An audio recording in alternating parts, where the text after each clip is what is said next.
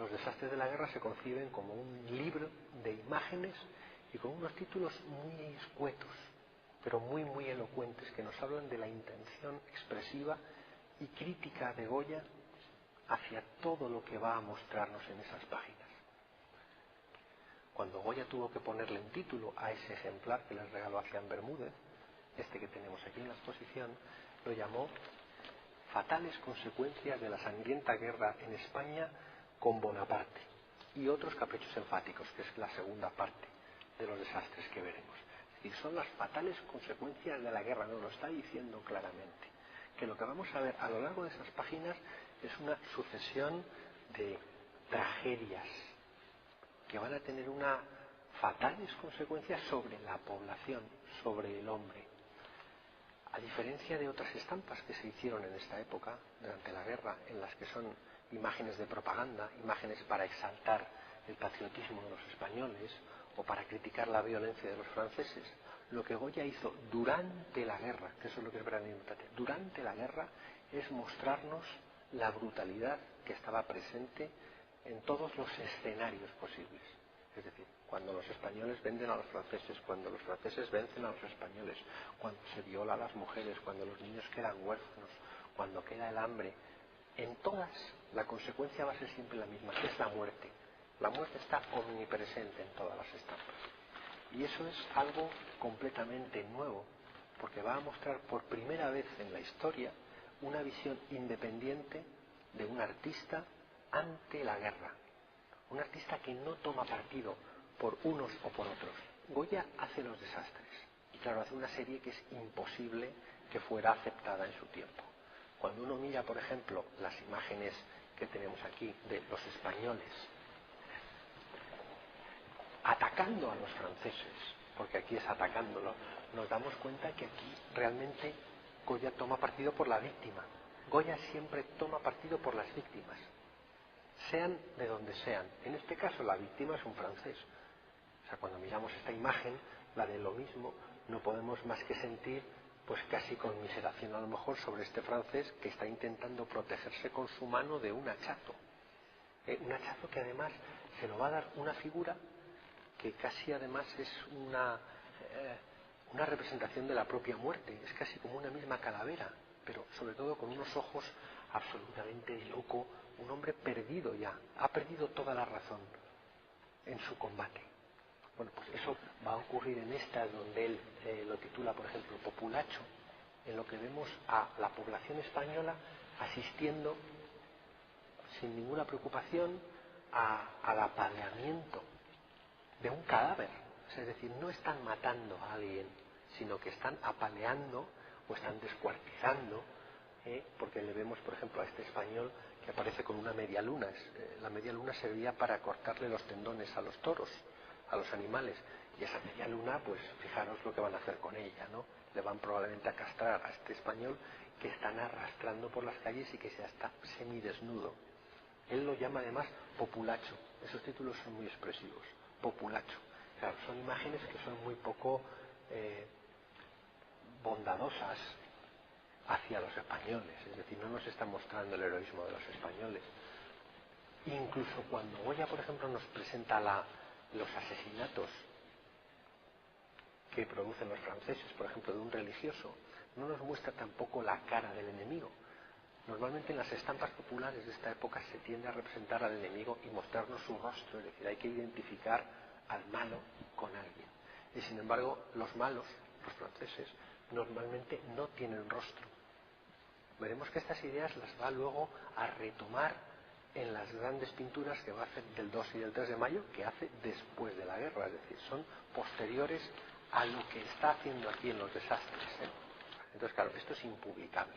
Nadie estaría dispuesto pues a ver a sus compatriotas asesinando, matando, ni tampoco estaría dispuesto a ver a los propios españoles vejados, como están siendo vejados de esta manera, ¿no? Porque él da por los dos lados, ¿no? Aquí cuando vemos, por ejemplo, a este español aquí, no solo es que esté ahorcado, Goya, como os decía antes, no da puntadas sin hilo, es decir, tiene una intención muy expresiva en todo lo que hace. Entonces, desde el árbol, que es la propia naturaleza despojada de la vida, convertida en un tronco prácticamente quemado y convertida en patíbulo a su vez, en instrumento de tortura, es decir, la naturaleza deja de ser fuente de vida y pasa a ser causa de muerte. El propio árbol, el propio español ahorcado, privado de toda dignidad, es decir, está muerto, pero es que además tiene los pantalones bajados. La violencia no es tanto una violencia que se está produciendo en ese momento como lo que se ha producido antes y la propia violencia que hay en la mirada de este francés que está contemplando el rostro de su víctima, ¿no? La brutalidad está ahí en ese juego de miradas. Es decir, es algo tan conceptual que nunca nadie había llegado a mostrar ese juego. Es decir, es una brutalidad formal, pero sobre todo conceptual. Y ahí es donde está el verdadero valor de los desastres de la guerra. La segunda parte de los desastres está dedicada, así como la primera está dedicada a mostrar la violencia, tanto de la guerra como de las consecuencias, la segunda está dedicada a mostrar el hambre en Madrid. Otra de las características generales de toda guerra. El hambre que se produce en las poblaciones cuando huyen, cuando se refugian en las ciudades, ¿no? Esta imagen, por ejemplo, nos dice pues las dos alternativas que tenía en este caso la mujer. Entonces y ahora, en toda la guerra. Es decir, por un lado, padecer el hambre y morir de hambre, como todos los demás, o bien, si eres joven y guapa, prostituirte y irte con el soldado francés. Eso es lo que nos muestra en el dibujo, ¿no? La opción que toma la mujer. Pero en este caso, si nosotros nos fijáramos en el dibujo, bueno, pues la mujer está cogiendo del brazo al hombre, al soldado, ¿no? Aunque tiene su cabeza agacha, bueno, pues parece que está haciendo un gesto cariñoso, que podría ser malinterpretado. Cuando nos fijamos en la estampa nos damos cuenta que Goya ha suprimido al soldado. Es decir, ha quitado ese gesto de cariño que hacía la mujer al coger a su protector para dejarla a ella sola dirigiéndose hacia su protector, ¿no? Dirigiéndola con la cabeza agacha, sumisa.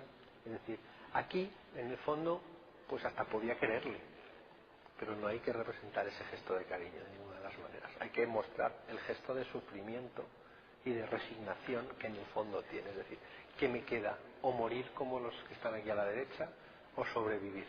Sobrevivo, pero con la cabeza agacha. Y eso es lo que nos está mostrando, una imagen de una extraordinaria belleza, ¿no? El representarnos la nuca de la mujer así ligeramente agachada, con sus brazos aquí en el regazo, ¿no?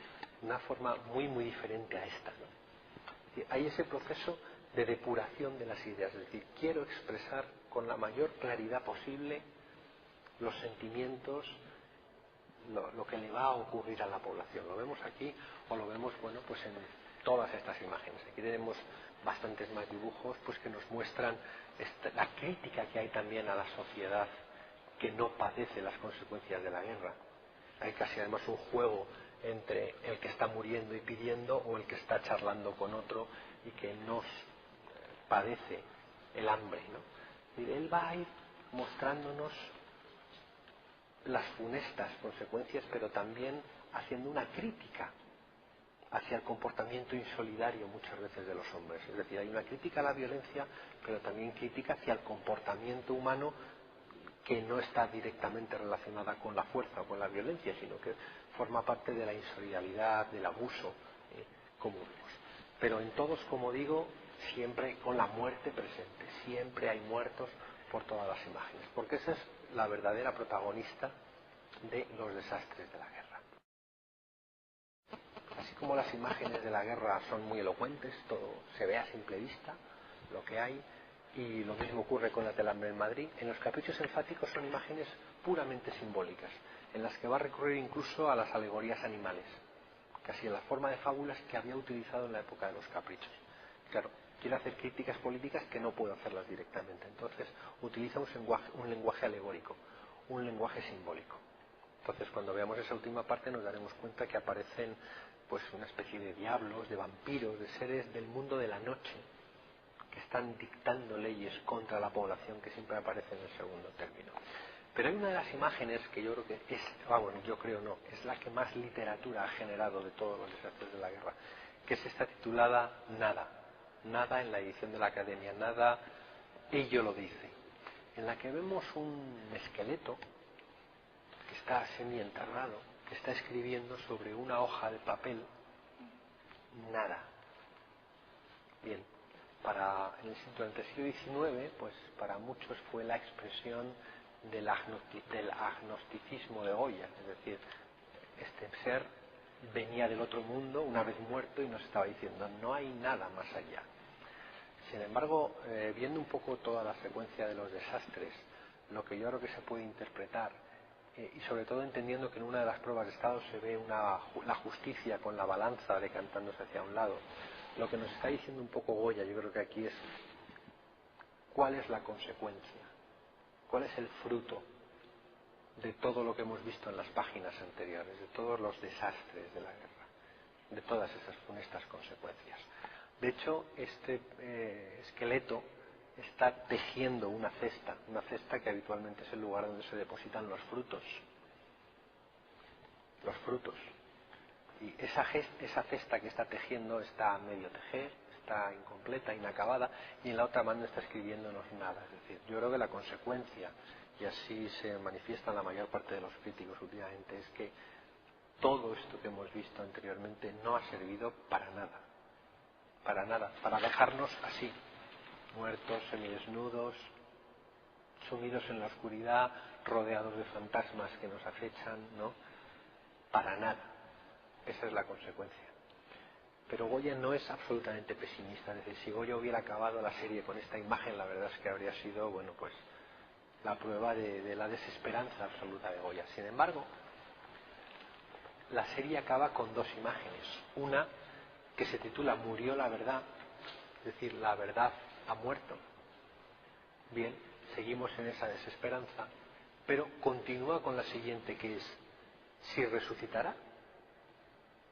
Es decir, hay una interrogación, es decir, no hay una absoluta pérdida de la esperanza, yo creo que por parte de Goya. Entonces nos está mostrando a esta mujer la libertad, la constitución, la verdad, resucitando y espantando con su luz a todos los seres que la han tratado de enterrar, que analizados de uno en uno, prácticamente son todas las fuerzas de la oscuridad, que las fuerzas de la oscuridad no son otras que las fuerzas de la Iglesia, que son las que han tratado de enterrarla en la imagen anterior, ¿no? Y que aquí también se las ve portando con las Sagradas Escrituras y tratando de enterrar a alguien que va a resucitar, ¿no? Entonces hay como un atisbo de esperanza